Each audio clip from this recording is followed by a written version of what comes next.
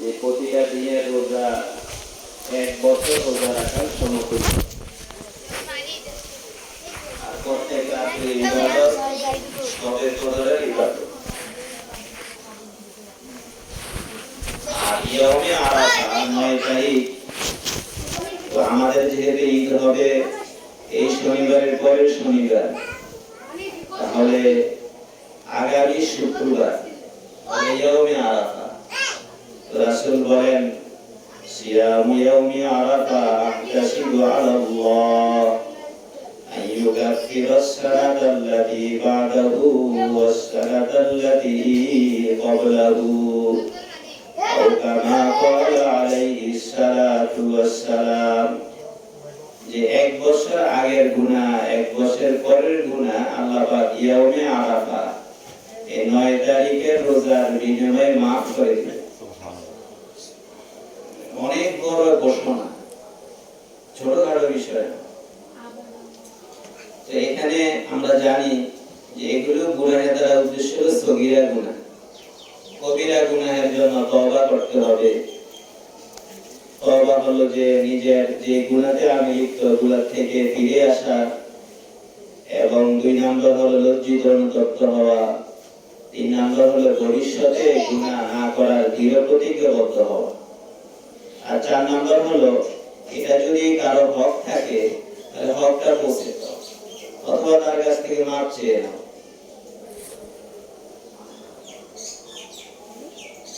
সাহাবায়ে কেরামের অনেক আমল ছিল। বুখারী শরীফের মধ্যে এসেছে হযরত আব্দুল্লাহ ইবনে ওমর রাদিয়াল্লাহু তাআলা আনহু এবং আবু হুরায়রা রাদিয়াল্লাহু তাআলা আনহু তিনারা এই 10 দিনে ওনারা বাজারে যেতেন। তো বাজারে গিয়ে ওনারা উচ্চ আওয়াজে তাকবীর বলতেন। উদ্দেশ্য কি ছিল? ওনাদের তাকবীর দেখে যেন অন্যরাও তাকবীর বলে। এই জন্য মানুষেরা যখন তাকবীর শুনতো ওনাদের মুখে, তো অন্যরাও তাকবীর বলতো। আল্লাহু আকবার, আল্লাহু আকবার, লা ইলাহা ইল্লাল্লাহ, আল্লাহু আকবার, আল্লাহু আকবার, ওয়া লিল্লাহিল হামদ। এই তাকবীর বেশি বেশি পড়া। তো আমাদের এক ভরা মৌসুম যাচ্ছে এখন। প্রত্যেকটা জিনিসের একটা মৌসুম থাকে। ওই মৌসুমে এটা গ্রহণ না করলে পরে পাওয়া যায় না। আমের মৌসুমে কেউ যদি আম না খায়, যে আশা থাকে যে অন্য সময় সে আশা রাখে, তাহলে তো আম খাওয়াটা হবে না। এরকম ভাবে বিভিন্ন প্রত্যেক ফলের একটা মৌসুম আছে। মাছ ধরার একটা মৌসুম আছে। ওই সময় কেউ যদি মাছ না ধরে বসে থাকে করে, আর তার ধরার ইচ্ছা থাকে, ধরলো না, তাহলে সে তো পাইবে না। মৌসুম যে মৌসুম চলতেছে ওই মৌসুমে ওই কাজই করতে হবে। এই জন্য এই মুহূর্তে ইবাদতের মৌসুম। যেহেতু ইবাদতের মৌসুম, এই জন্য এই মুহূর্তে গুনাহ থেকে বেঁচে থাকতে। তো এই সময়ের ইবাদত যেমন দামি, এই সময়ের গুনাহ এটা আল্লাহ পাকের কাছে সবচেয়ে বেশি ঘৃণিত। যেমন মসজিদের মধ্যে সময় কাটানো, মসজিদে থাকা, অবস্থান করা ইবাদত। আবার এক ব্যক্তি মসজিদের বাহিরে এসে গীবত করল, মিথ্যা কথা বলল বাহিরে, এটাও কবিরা গুনাহ। বাকি এই লোকটা এসে মসজিদের ভিতরের মধ্যে সে মিথ্যা কথা বলতেছে, গীবত করতেছে, এটা মসজিদের বাহিরে চেয়ে মসজিদের ভিতরে বলাটা অধিক মারাত্মক গুনাহ, বেশি হবে। কারণ মসজিদ এটা সর্বোৎকৃষ্ট জায়গা, সম্মানী জায়গা, দামি জায়গা। এখানে গুনাহটা, এটার ক্ষতিটা বেশি। এই জন্য কিতাবের মধ্যে এসেছে যে জিলহজ মাস, এই মুহূর্তটা যেহেতু ইবাদতের মাস, এই জন্য এই আমলের যেমন এটার পাওয়ার বেশি, ঠিক তদ্রুপ এই মুহূর্তে গুনাহ যারা করবে এই গুনার শাস্তি বেশি, গুনার শাস্তি বেশি। তাহলে বোঝা গেল যে আমল করব, আর আমল যদি এত বেশি সম্ভব না হয়, স্বাভাবিক আমলে থাকে, তাহলে কমপক্ষে গুনাহ থেকে বেঁচে থাকতে হবে। যেহেতু এই মুহূর্তের গুনাহ এটা হারাবি ক্ষতি অনেক বেশি। যা হোক, আমলের বিষয়গুলো চেষ্টা করবো আমল করা, আলোচনা করা উদ্দেশ্যে যে বর্ণমালা, সন্ধ্যামালা সকলের জন্য ভার এগুলো এগুলো আলোচনা দ্বারা এগুলো যেন আসে দিলে বসে, তারপরে আমাদের স্পিনা কাটবে। তো এরপরে হলো কোরবানি। কোরবানির বিশাল এক মাকসাদ হলো জজবায়ে ইখলাস, জজবায়ে ইতাআত, মানে ইবাদতের এক স্পৃহা বান্দার মধ্যে তৈরি হওয়া এবং ইখলাস তৈরি হওয়া। এটাই কোরবানির শিক্ষা, যে একমাত্র আল্লাহ পাকের সন্তুষ্টির জন্য কোন কাজ করা, এটাই হলো কোরবানির অনেক বড় একটা শিক্ষা, যেটাকে জজবায়ে ইখলাস বলা হয়। অথবা অন্যভাবে বলে জজবায়ে ইতাআত, আল্লাহ পাকের হুকুমকে সব কিছুর উপর প্রাধান্য দেওয়া, সব কিছুর উপর প্রাধান্য দেওয়া।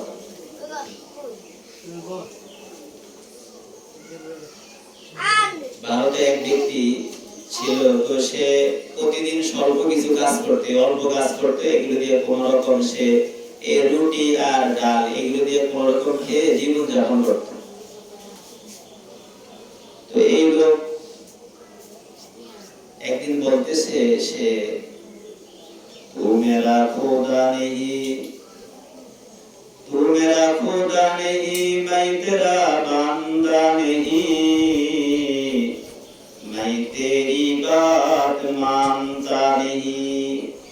তার এই কথার অর্থ হলো এটা, যে আমি তোমার খোদা না, আমি তোমার বান্দা না, আমি তোমার কথা শুনবো না। কথাটা তো অনেক মারাত্মক ধরনের, ভয়ঙ্কর এক কথা।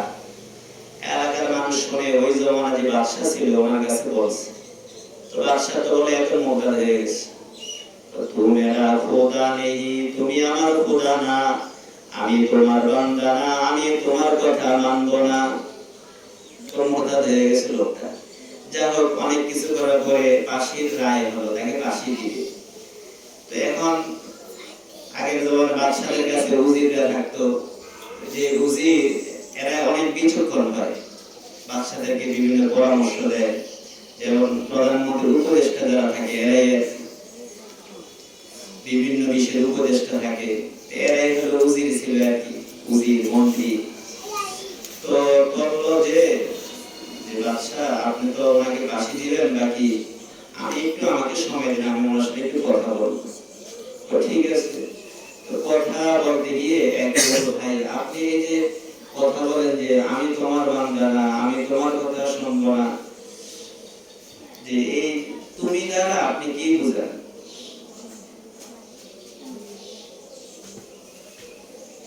সে বলল, আমি আসলে দিন মজুর মানুষ, এই কোন রকম কিছু পাই, এগুলো দিয়ে আমার সংসার চলে। আমার যেন আসলো, আমি আজকে থেকে, আগামীকাল থেকে রুটি আর হালুয়া খাবো, হালুয়া রুটি। হালুয়ার দাম ছিল ওই সময়, রুটি দিয়ে, হালুয়া দিয়ে রুটি খাওয়া অনেক মজাদার খানা। তো আমার যেন আসলো, যেহেতু আমি কোন রকম খাই এই সাদা মাটা রুটি আর একটু কোন রকম একবারে পানির মতো পাতলা ডাল দিয়ে খাই, এবং হালুয়া খেতে হলে তো আমাকে সময় বাড়াইতে হবে, ওভার টাইম কাজ করতে হবে। আমি তো অল্প সময় কাজ করি, আর এই অল্প সময় কাজ করে কিছু আমি এই নিজের ভরণ পোষণের জন্য আমি ব্যয় করি, আর কিছু আমি আল্লাহ পাকের রাস্তায় খরচ করি, এই সামান্য আমার একটু আয়। এখন যদি আমি হালুয়া খেতে চাই, তাহলে তো আমার সময় আমার অনেক বাড়াইতে হবে, ওভারটাইম কাজ করতে হবে। আর ওভারটাইম কাজ করতে হলে এটা যে টাইমটা আমি ইবাদতে কাটাই, ওই ইবাদতের সময় কমাইয়া কাজের সময় বাড়াইতে হবে। তো লোকটা অনেক ইখলাস করা ছিল, মুখলিস ব্যক্তি ছিল, যে কিছু অল্প পরিমাণ কামাই, এগুলো কিছু দিয়ে নিজের ভরণ পোষণ হইতো, কিছু দান করতো, এভাবে কিছু এই গরিব মিসকিনের জন্য রাখতো, এই অল্প কিছু। এই ধরনের আয়ের মধ্যে অনেক বরকত আমরা জানি, যে ইখলাস এবং হালাল একেবারে পিওর খাবার, এগুলোর মধ্যে অনেক মানুষের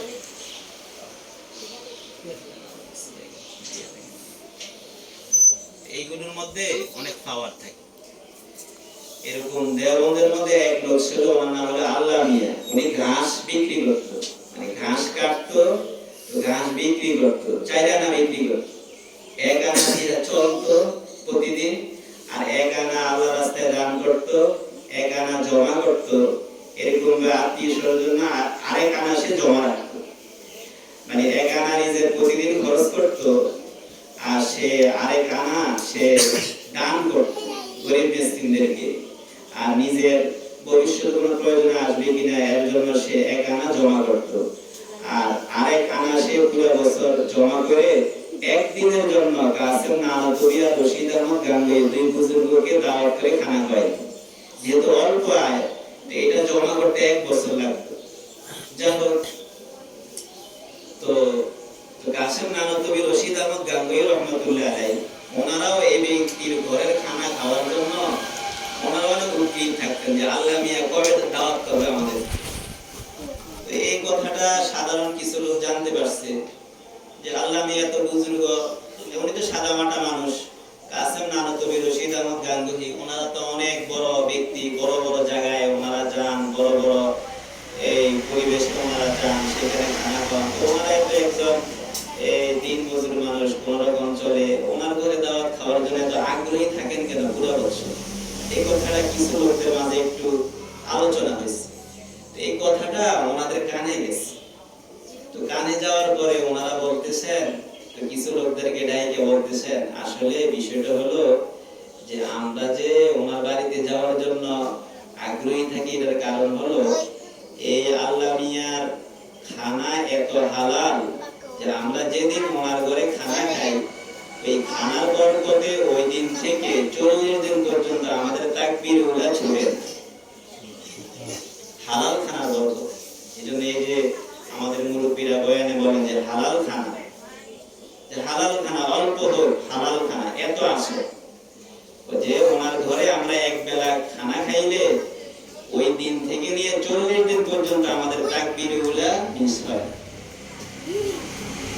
তাকবীর উলা দুইটা সার্টিফিকেট পেলে মুনাফিকি লিস্ট থেকে নাম কাটে, 40 দিন তাকবীর উলা ইহতিমাম করলে আর কেউ জাহান্নাম থেকে মুক্তির পরোয়ানা জারি হয়। আল্লামা ইয়াকুব নানতবী রহমাতুল্লাহ আলাইহি এবং হাজী শাহ রহমাতুল্লাহ আলাইহি, হাজী আবেদ হোসেন সাহেব রহমাতুল্লাহ আলাইহি, 6 বুজুর্গের এক বুজুর্গ যিনারা মিলে দারুল দেওবন্দ মাদ্রাসা প্রতিষ্ঠা করেন। হাজী আবেদ হোসেন সাহেব রহমাতুল্লাহ একদিন খুব কান্নাকাটি করতেছেন, মনে হয় ওনার পরিবারের সদস্য 5-6 জন মারা গেছে এমন মনে হয়। তো ওনাকে জিজ্ঞাসা করলো, হুজুর কি হয়েছে এত বেশি কান্নাকাটি? তো বলতেছেন যে আজকে 27 বছর পর আমার তাকবীর উলা মিস হয়েছে। এইগুলো তো আজীব আমল। আমাদের তো বলতে শরম লাগে, যেহেতু নিজেদের ভিতরে আমল নাই। এরপরে বললে হয়তো শরম আমল করার সুযোগ হয়। অনেক সময় নিজে আমল করি না, অন্যদের ঘটনা বললে আমল করার স্পৃহা জাগে। তাজা গাহি দাশেতান গিরদা গায়ে সিনারা, তাজা গাহি দাশেতান গিরদা গায়ে সিনারা, গাহে গাহে বাজ খানি কিসায়ে ফারিনারা, গাহে গাহে বাজ খানি কিসায়ে ফারিনারা।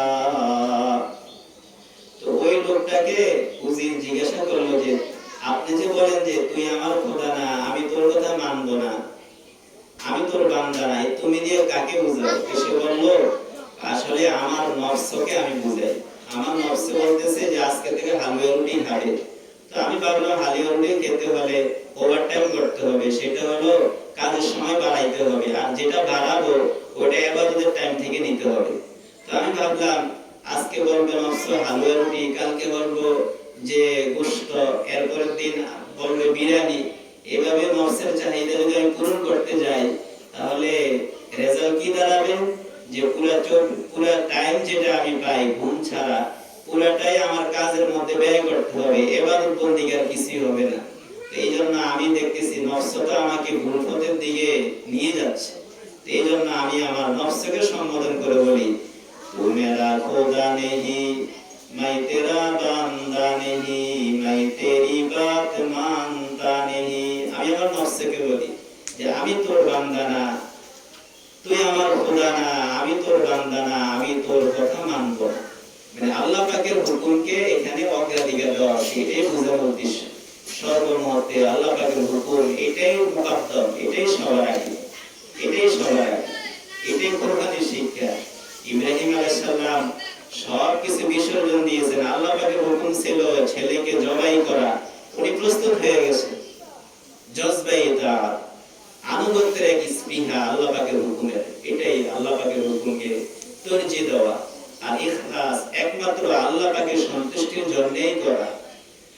हम तुम्हें बता काहे उस रब्त खुदी से मालूम नहीं किसी को ये राज नहीं है। मेरे এমন দিনের অবস্থা হবে যে একমাত্র আল্লাহ পাকই জানবেন, ফেরেশতারাও জানবেন। এমন ইখলাস, এমন এক শক্তি। এজন্য আমরা তো এটা তাবলীগের মধ্যে এই সবাই আলোচনা করে আমরা দেখি সাহাবায়ে কেরামের সামান্য একটু আমল এটা বহুত পাহাড় পরিমাণ হয়ে যায়। আমরা যদি বহুত পাহাড় পরিমাণ দান করি, কিন্তু আর সাহাবায়ে কেরাম যদি সামান্য একটু দান করেন এক মুঠ, এটা সওয়াব ফজিলত বহুত পাহাড় পরিমাণ হবে। কেন? ইখলাসের কারণে। আল্লাহ পাক আমাদেরকে জজবায়ে তাআত সব কিছুর উপর আল্লাহ পাকের হুকুমকে যেন আমরা অগ্রাধিকার দিতে পারি, তারজিহ দিতে পারি, আর সাথে সাথে সব কাজ আল্লাহ পাকের সন্তুষ্টির জন্য করতে পারি, এই শিক্ষা যেন আল্লাহ পাক আমাদেরকে দান করেন। আর সাথে কুরবানির আমলগুলো আমাদেরকে করার তৌফিক দান করেন। তো কুরবানির নেশার গত সপ্তাহে আলোচনা হয়েছে যে 1,05,000 টাকা এই পরিমাণ নেশা ঈদের 3 দিন, যে ঈদের 10 তারিখ, 11 তারিখ, 12 তারিখ, এই 3 দিনে যে কোনো ব্যক্তি 1,05,000 টাকা ক্যাশ টাকা অথবা এই পরিমাণ সম্পদ, যে তার কাছে কিছু স্বর্ণ আছে, কিছু রূপা আছে, উভয়টা মিলে 1,05,000 টাকা বা তার চেয়ে বেশি পরিমাণ হয়, কুরবানি ওয়াজিব হবে। অথবা কিছু স্বর্ণ আছে, কিছু ক্যাশ টাকা আছে, নেশার পরিমাণ হয়ে গেল, অথবা কিছু রূপা আছে, কিছু ক্যাশ টাকা আছে, উভয়টা মিলে এই পরিমাণ হয়ে গেল, অথবা নিত্য প্রয়োজনীয় আসবাব ছাড়া অন্য সামানা আছে। এগুলো আমরা গত সপ্তাহে মোটামুটি আলোচনা করেছি, যে যেমন ফ্রিজ 5টা আছে, 2টা ব্যবহারে আসে, 3টা ব্যবহারে আসে না, এই 3টা অতিরিক্ত। সুতরাং 1,05,000 টাকা পরিমাণ বা তার চেয়ে বেশি হয়ে গেল, কুরবানি দিতে হবে। এরকম ভাবে কার কাছে একাধিক মোবাইল আছে, একটা ব্যবহার করে আর 3টা 2টা এগুলি রেখে দিছে, এই নেশার পরিমাণ হয়ে গেল, কুরবানি দিতে হবে। তো এরকম ভাবে ঘরের মধ্যে সুকেস আছে 4-5টা, একটা ব্যবহার আসে, আর এগুলো হাদিয়া হিসাবে আসছে বিভিন্ন বাড়ি থেকে, আত্মীয় স্বজনের বাড়ি থেকে, এই পরিমাণ টাকা হলে তার উপর কোরবানি আসবে। মোট কথা কোরবানির জন্য 1 বছর অতিবাহিত হওয়া শর্ত না, ঈদের 3 দিন, 10 তারিখ, 11 তারিখ, 12 তারিখ হলে হবে। যাদের উপর কোরবানি ওয়াজিব না, নফল কোরবানি দিলে সওয়াব পাবে। আর আল্লাহ পাক আমাদেরকে বিষয়গুলো বুঝার এবং আমল করার তৌফিক দান করুন। আলহামদুলিল্লাহ রাব্বিল আলামিন। আমরা সুন্নাত